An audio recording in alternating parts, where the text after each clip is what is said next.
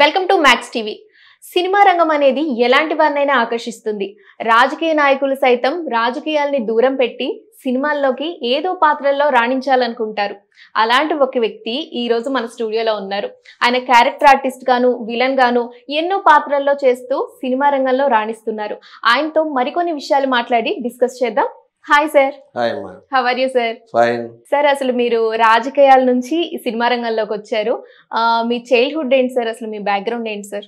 నా పేరు రామసుబ్బారెడ్డి. సిఎస్ఆర్ అంటారు, సినిమా సుబ్బారెడ్డి. అవును సార్, అసలు సిఎస్ఆర్ అనే పేరు ఎలా వచ్చింది సార్ మీకు? నేను మొట్టమొదట 88, 90sలో నేను మా ఊర్లో మొట్టమొదటి టెలిఫిల్మ్స్ తీసేవాడిని. అప్పట్లోనే నేను ఏకనాథ్ ఎడిటింగ్ అక్కడంతా చేయించాను. దానివల్ల మా ఊర్లో కొత్తగా సినిమా కెమెరా ఆడిచ్చిన దానివల్ల నన్ను అందరూ సినిమా సుబ్బారెడ్డి అని, సినిమా పిచ్చోడని అలా మాట్లాడేవాళ్ళు.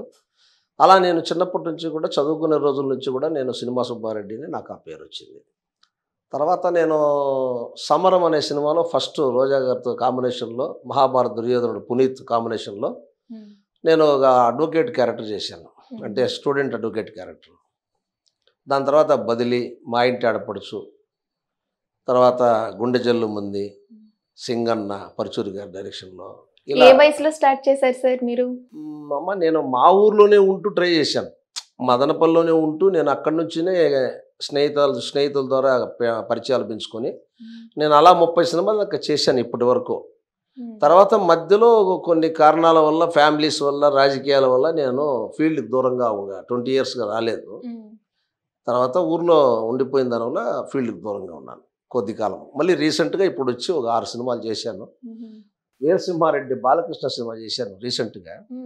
తర్వాత మన భీమదేవరపల్లి బ్రాంచ్ అని ఒక సినిమా చేశాను. రాధా మాధవ్ 1వ తారీఖు రిలీజ్ అవుతుంది, అందులో ఫాదర్ క్యారెక్టర్ చేశాను. ఇంకా సముద్ర గారి డైరెక్షన్లో 2 సినిమాలు చేశాను. ఇంకా ఒక 6 సినిమాలు చేయాల్సి ఉంది. సార్, అసలు మీకు ఈ సినిమా జర్నీ, ఈ పొలిటికల్ జర్నీ అనేది ఎలా స్టార్ట్ అయింది మీ లైఫ్లో? అంటే మీరు చదువుతూ మీకు ఇంట్రెస్ట్ ఉండేదా? మీరు చదువుకునే టైం నుంచి అసలు మీ బ్యాక్గ్రౌండ్లో ఎవరైనా పాలిటిక్స్ కానీ, సినిమా ఇండస్ట్రీకి సంబంధించిన వాళ్ళు కానీ ఎవరైనా ఉన్నారా? అలాంటిది ఏం లేదమ్మా. నా పాలిటిక్స్లోనా లేరు, తర్వాత సినిమా బ్యాక్గ్రౌండ్లోనే ఎవరూ లేరు. నాకు చిన్నప్పటి నుంచినే సినిమాలు అనేది తెలియకుండా బై బర్త్ ఆసక్తి వచ్చింది. అది చిన్నప్పుడే మా ఊర్లో సింహగర్జన అని ఓ షూట్ జరుగుతాను, కృష్ణ గారిది, ఆస్ట్రేలియస్ కిందనే మా ఊరు, చిత్తూరు జిల్లా. అక్కడ కృష్ణ గారిని చూసిన తర్వాత నేను ఎక్కువగా ఇష్టపడేవాడిని. కృష్ణ గారిని చదువుకునే రోజుల్లో నేను బాగా లైక్ చేసేవాడిని. ఆయన అభిమానులు మేమంతా. అదే అడుగుదాం అనుకున్నాను సార్, మీకు చిన్నప్పుడు అంటే ఎవరంటే ఏ యాక్టర్ని ఎక్కువ ఇష్టపడేవాళ్ళు? చిన్నప్పుడు కృష్ణ గారిని బాగా ఇష్టపడేవాళ్ళం, ఆయన వ్యక్తిత్వాన్ని. అతను చూస్తేనే మేము ఎందుకో లైక్ చేసేవాడిని. ఆ రాను కొద్దిగా వయసు మారిన తర్వాత చిరంజీవి గారిని కూడా బాగా ఇన్స్పైర్ అయ్యాము. చిరంజీవి గారిని ఇన్స్పైర్ అయ్యాము. సినిమాలోకి రావాలనిపించింది. చిరంజీవి గారిని, కృష్ణ గారిని చూసినప్పుడు కృష్ణ గారినే పోయి అడిగాను. చిన్నగా ఉన్నప్పుడే నేను గిరిబాబు గారిని, కృష్ణ గారిని అడిగాను. అప్పుడు చిన్నగా ఉండి చదువుకొని రమ్మన్నారు. సరే, చదువుకున్న తర్వాత మెడ్రాస్కి వెళ్ళాను. మెడ్రాస్కి వెళ్ళిన తర్వాత ఆఫీసుల చుట్టూ తిరగమన్నారు. కృష్ణ గారు మాత్రం బాగా ఎంకరేజ్ చేశారు. కృష్ణ గారితో నేను విలన్గా కూడా చేశాను. ఆ సినిమాకి నేను వన్ ఆఫ్ ది ప్రొడ్యూసర్గా కూడా చేశాను. లిటిల్ గ్యాంగ్ అని ఒక చిన్న సినిమా, చిన్నపిల్లల సబ్జెక్టు. అది 94 అనుకుంటా, 94 ఆ మధ్యలో చేశాను. నేను సిఎన్ రావు అని ఒక ఆయన ప్రొడ్యూసర్ ఉండే, అంజిరెడ్డి నా ఫ్రెండ్ డైరెక్టర్ ఉండే, ఆయన అందరం కలుసుకొని ఆ సినిమా తీసాము. కృష్ణ గారితో నేను విలన్గా కూడా చేశాను. కృష్ణ గారు ఎంతో సహకరించారు. ఇండస్ట్రీకి కృష్ణ గారు గొప్ప వరం. అలాంటి వ్యక్తులు ఇండస్ట్రీలో ఉండడం అనేది మన తెలుగు ఇండస్ట్రీ యొక్క అదృష్టం.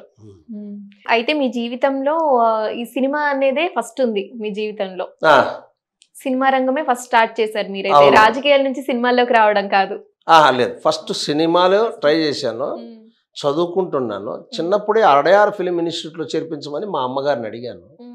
మా అమ్మ, మా నాన్న బిలో మిడిల్ క్లాస్ కుటుంబీకులు, వ్యవసాయ కుటుంబం మాది. మీరు ఇలా సినిమాల్లోకి వెళ్తాను అనగానే ఖచ్చితంగా వద్దనే చెప్పుంటారా సార్? లేదు, మా తల్లిగారు ఎంకరేజ్ చేశారు. అడయార్ ఫిలిం ఇన్స్టిట్యూట్లో చేరాలనుకుని ట్రై చేశాను. నేను సినిమా బుక్కులు ఎక్కువ చదివేవాడిని మెడ్రాస్లో ఉన్నప్పుడు. అప్పుడు అడయార్ ఫిల్మ్ ఇన్స్టిట్యూట్లో రాజేంద్ర ప్రసాద్ గారు, చిరంజీవి గారు, రజనీకాంత్ గారు వీళ్ళందరూ చేరినారు, ఆర్టిస్టులు అయినారు అని బుక్స్లో అంతా చదివి ఇన్స్పైర్ అయ్యి నేను కూడా 10th క్లాస్ పాస్ అయిపోనిచ్చి కాలేజీలో చేరకుండా ఇన్స్టిట్యూట్లో చేరుతానని మా అమ్మగారిని అడిగాను. ఫిల్మ్ ఇన్స్టిట్యూట్ లో, ఆ. ట్రైనింగ్ ఇన్స్టిట్యూట్ అవును, అప్పట్లో మీకు తెలియదు, ఇది అడయార్ ఫిల్మ్ అని ఫేమస్ సౌత్ ఇండియాలో అది ఒక్కటే ఉండింది, చెన్నైలోనా సార్? చెన్నైలో. అందులో చేరుదామని ప్రయత్నం చేశాను. ఆర్థిక పరిస్థితులు సహకరించలేదు. మా అమ్మగారు వద్దు నాన్న మనకు ఆర్థిక పరిస్థితులు లేవన్నారు. మళ్ళీ కాలేజీలో జాయిన్ అయ్యాను. మళ్ళీ కాలేజీలో బీకామ్ వరకు చదివాను. బీటీ కాలేజ్ అని మా ఊర్లో మదనపల్లిలో ఫేమస్, అది ఇప్పుడు యూనివర్సిటీ అయింది. మళ్ళీ అందులో ఉండి అలాగే మళ్ళీ ఎడ్యుకేషన్ మీద పడిపోయాను. బీకామ్ చేసిన తర్వాత అసలు మీ సినిమా స్ట్రగుల్స్ గురించి చెప్పండి సార్. అంటే ఎలా ఈజీగా వచ్చారా మీరు, లేదా ఎన్నో కష్టాలు ఫేస్ చేసి వచ్చారా? లేదమ్మా, బీకామ్ చదివిన తర్వాత నేను సినిమాల కోసము పరిచయాల కోసం ప్రయత్నాలు చేసేవాడిని. ఇక్కడున్న దర్శకులు, అసిస్టెంట్ డైరెక్టర్లతో కొంచెం పరిచయాలు పెట్టుకుని అప్పుడప్పుడు వచ్చిపోయేవాడిని. అలా వచ్చిపోతూ ఉన్న పరిచయాల ద్వారానే అప్పట్లోనే నేను దాదాపు 25 సినిమాల దాకా చేశాను.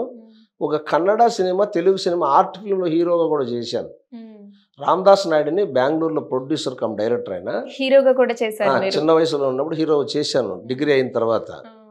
అది ఆర్ట్ ఫిలిం, అది దానివల్ల పేరు వచ్చింది కానీ బ్రేక్ రాలేదు. ఇంకా హీరోగా చేసేంత పరిస్థితులు, స్తోమత, ఇక్కడ అవకాశాలు నాకు దక్కలేదు. అడపాదడప మళ్ళీ మధ్యలో వచ్చి కొన్ని క్యారెక్టర్లు చేశాను. అందరు కాంబినేషన్లో చేశాను. ఆలీ గారితో చేశాను, కోటా శ్రీనివాసరావు గారు, బ్రహ్మానందం గారు, ఎంఎస్ నారాయణ గారితో చేశాను, మన ఎల్బి శ్రీరామ్ గారితో చేశాను. చాలా ఆల్ కమెడియన్ కాంబినేషన్తో చేశానమ్మా. నాకు అప్పుడు జమినీలో కూడా కామెడీ బిట్లు వచ్చేటివి ఎప్పుడు, అంటే కామెడీ బిట్ గుండె జల్లు మొదలు వేణుమాధవు నాది అంతా వచ్చేటివి. అలా వస్తున్నది. ఆ మధ్య వచ్చింది కానీ అనుకున్న టైంలో మనకు రావాల్సిన బ్రేక్ రాలేదు.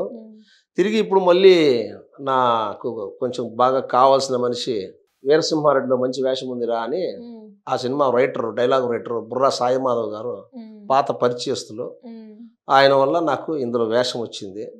ఆయన వల్ల బాలకృష్ణ సినిమాలో హిట్ సినిమాలో వేషం వేశాను. సార్, సినిమా రంగంలోకి మీరు వద్దాం అనుకున్నప్పుడు మీ మెయిన్ పర్పస్ ఏంటి? అంటే హీరో అవ్వాలనుకున్నారా, లేదా క్యారెక్టర్ ఆర్టిస్ట్ గా చేయాలి, మంచి మంచి క్యారెక్టర్స్ అనుకున్నారా? అంటే ఎవరిని ఇన్స్పిరేషన్ గా తీసుకొని ఇలాంటి రోల్స్ చేయాలి అని? ఏం చేసినా సినిమా ఇండస్ట్రీలో ఉండాలనే తాపత్రయం అయితే ఉంది. ఫస్ట్ సినిమా ఇండస్ట్రీలో ఉండాలనుకున్నారు. అలా ఉండదు కాబట్టి చిన్న వయసులో ట్రై చేశాను. మళ్ళీ సాధ్యం కాలేదు, ఆర్థిక పరిస్థితులు అనుకూలించలేదు. అయినా కానీ మళ్ళీ కూడా ప్రయత్నం చేసి 30 సినిమాల దాకా చేశాను. మళ్ళీ ఇప్పుడు పిల్లలకంతా పెళ్ళిళ్ళు చేసేసిన తర్వాత ఇప్పుడు మళ్ళీ వచ్చాను. ఇప్పుడు మళ్ళీ వచ్చానంటే ఏంటి, సినిమా ఇండస్ట్రీలో ఏదో ఒక స్థానంలో నిలబడాలని. రావాల్సిన వయసులో, లేత వయసులో రావాల్సిన అవకాశాలు రాలేదు. ఈ వయసులో ఉన్న ఏదన్నా మంచి క్యారెక్టర్ ఆర్టిస్ట్, మంచి ఆర్టిస్ట్ ఏదో స్థానంలో ఉండాలనేటువంటి తపన అయితే ఉంది. సరే, ఇప్పుడు మీరు కృష్ణ గారు అన్నారు, చిరంజీవి గారు అన్నారు. అంటే ఇప్పుడు ఇలా ఒక ఆర్టిస్ట్ గా చెయ్యాలి, ఒక మంచి స్థానం రావాలి అని అంటున్నారు కదా. ఇలా మీకు ఎవరినైనా చూసినప్పుడు నేను ఇలా ఉంటే బాగుండు, ఇలాంటి ప్లేస్ అయితే నాకు బాగుండు అనిపించేది ఉందా మీకు? ఎవరైనా యాక్టర్ ఎవరైనా ఉన్నారా? ఉందమ్మా. ఇప్పుడు గురువు గారు దాసరి నారాయణ గారు ఉన్నారు. కొంతమంది ఎంతో మందికి ఆర్టిస్టుల్లో చిరంజీవి గారు ఎంత ఇన్స్పిరేషను.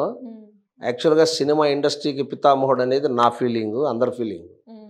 దాసరి గారు దాసరి గారు లాగా ఏదన్నా కానీ ఒక ఆర్టిస్ట్గా ఆయనకు దగ్గరగా నాకు కొద్దిగా పోలికలు ఉన్నాయని అందరూ అంటారు. దానివల్ల అలాంటి పాత్రలు, తండ్రి పాత్రలు కావచ్చు, విలన్ పాత్ర కావచ్చు, ఏది ఇచ్చినా దర్శకుల మీద ఆధారపడి ఉంటుంది. పైగా ఇప్పుడు ట్రెండ్ మారిపోయిందమ్మా.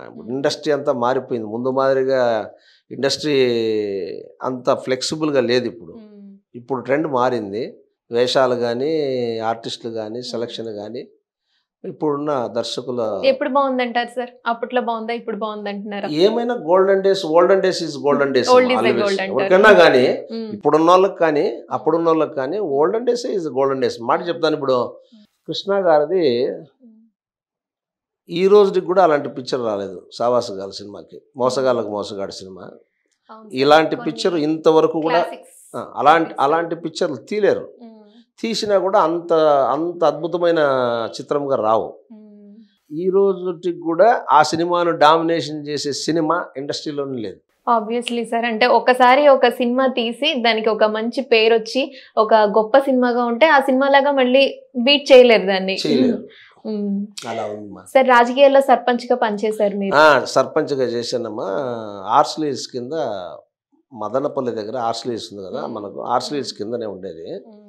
అక్కడనే నేను సర్పంచ్గా కూడా చేశాను. మా ఫాదర్ని సర్పంచ్గా గెలిపించుకుని తర్వాత తాలూకా చైర్మన్ చేశాను. తర్వాత డిస్ట్రిక్ట్ సెక్రటరీ కూడా చేశాను. నేను కూడా రాజకీయాల్లో కొంచెం చురుకైన పాత్ర ఉంచి వీలైన కాటికి మా శక్తి మేరకు మా విలేజ్లో డెవలప్మెంట్ కార్యక్రమాలు చేసి అలా కూడా నేను ప్రజల్లో కొంచెం పేరు తెచ్చుకున్నాను. కొన్ని యూనియన్లు నడిపాను నేను, కొన్ని సంఘాలు కూడా పెట్టాము.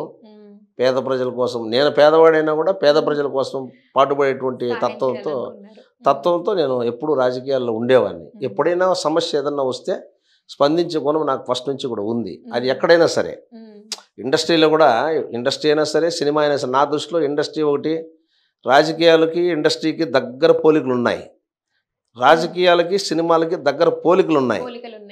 కాకపోతే సినిమా ఇండస్ట్రీ అయితే కొంచెం డిఫరెంట్గా ఉంటుంది, రాజకీయము ప్రాక్టికల్గా ఉంటుంది. సినిమా రంగం నచ్చిందా లేదా రాజకీయ రంగం ఎక్కువ నచ్చిందా?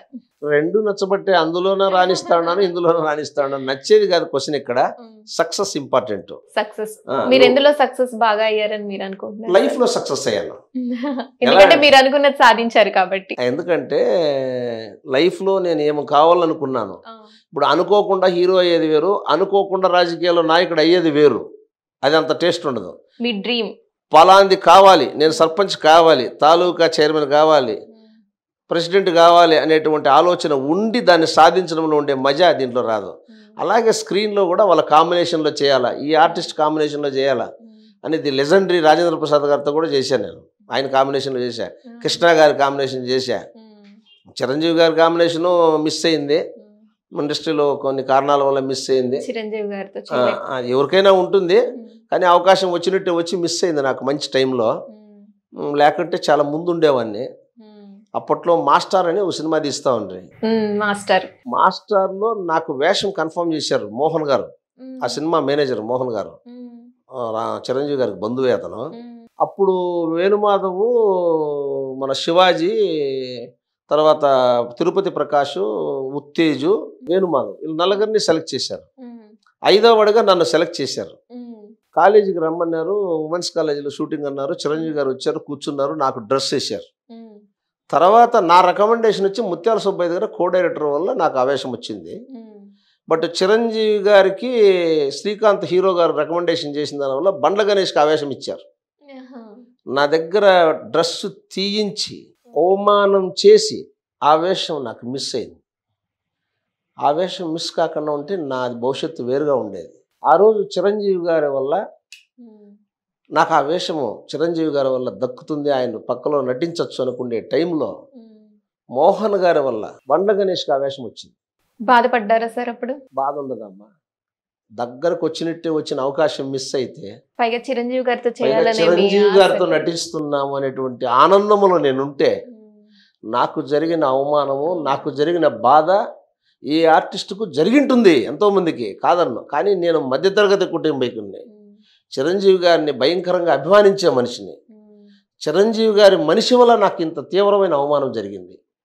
దానివల్ల 20 సంవత్సరాలు వెనక్కి వెళ్ళిపోయాను, పేదవాడిని ఆ రోజుల్లో.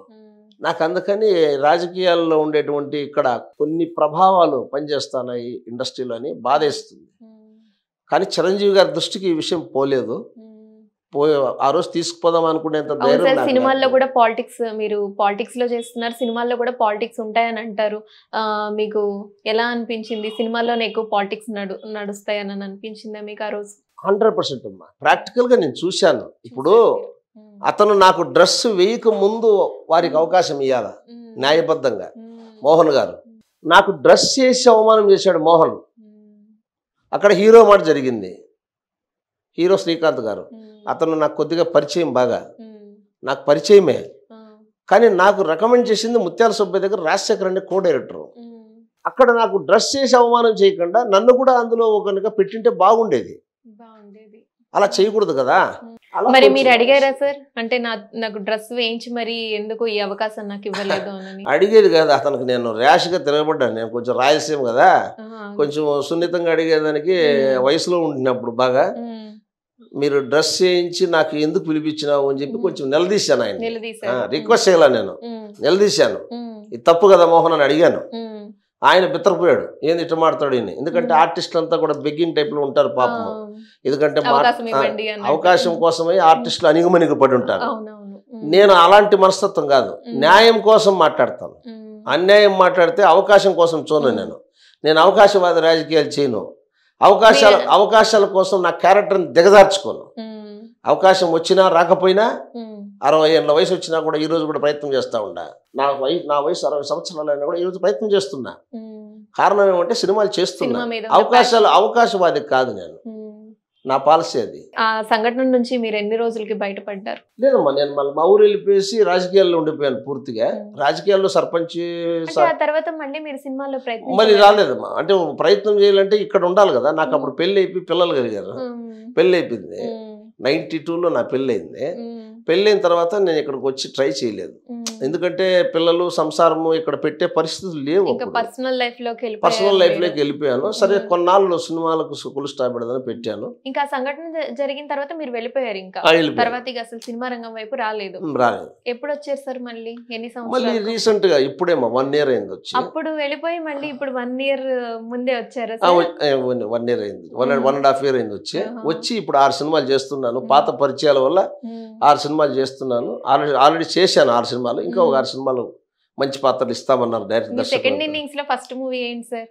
ఫస్ట్ మూవీ వచ్చిందను వీరసింహారెడ్డి. వీరసింహారెడ్డి. సార్ మీకు విలన్ గా చేయాలని ఉందా, లేదంటే ఒక మంచి క్యారెక్టర్ ఆర్టిస్ట్ గా చేయాలని ఉందా? అంటే తండ్రి పాత్రల్లో లేదా ఏదైనా ఇంపార్టెంట్ రోల్స్ లో చేయాలని ఉంటుందా మీకు విలన్ గా చేయాలని? విలన్ గా మీకు ఎక్కువ ఆఫర్స్ ఎలా వస్తున్నాయి సార్? ఆర్టిస్ట్ అంటే ఏదైనా చేయాలమ్మా. ఇప్పుడు అప్పుడే నవ్వాలి, అప్పుడే ఏడవాలి, అప్పుడే రౌద్రం చూపించాలి. యాక్చువల్గా విలన్కి అడ్వాంటేజెస్ ఎక్కువ ఉంటాయి. రీసెంట్గా నేను మన అజయ్ ఘోష్ గారికి ఆపోజిట్ క్యారెక్టర్ చేశా రీసెంట్గా. ఆ సినిమాతో నాకు మంచి పేరు వస్తుంది. విలన్ గానీ ఎక్కువ ఇంట్రెస్ట్ ఉంది. ఎక్కువ ఇంట్రెస్ట్ ఉంది మీకు, విలన్ క్యారెక్టర్స్ చేయాలని ఉంది మీకు.